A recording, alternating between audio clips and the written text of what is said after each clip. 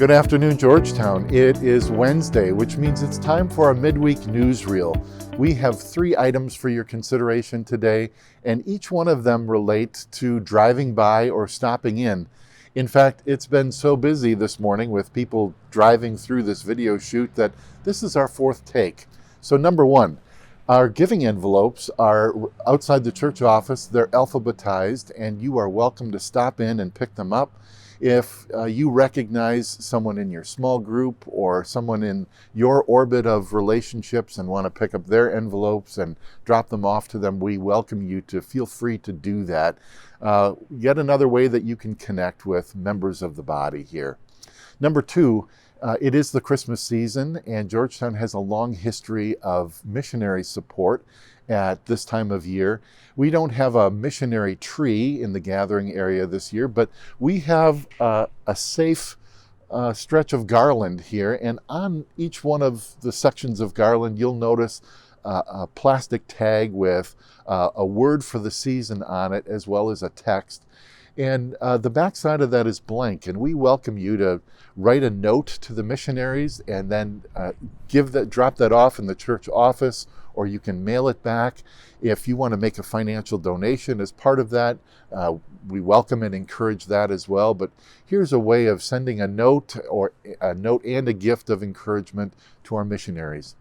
Number 3, on Friday night, there will be an opportunity to do a drive-by here because we have our special needs ministry taking place at between 6 and 7 on Friday night. And one of the things that Amy Kutsier is organizing for us as part of that ministry is doing some decorations out in the parking lot. So if you have outdoor decorations that you would like to lend or loan to her as part of this event, she would welcome that. She'd love to hear from you. And the sooner the better. The other part of this is she'd like to arrange some caroling. So if that's something that's near and dear to you, that will be outside. And again, that's 6 to 7 on Friday night.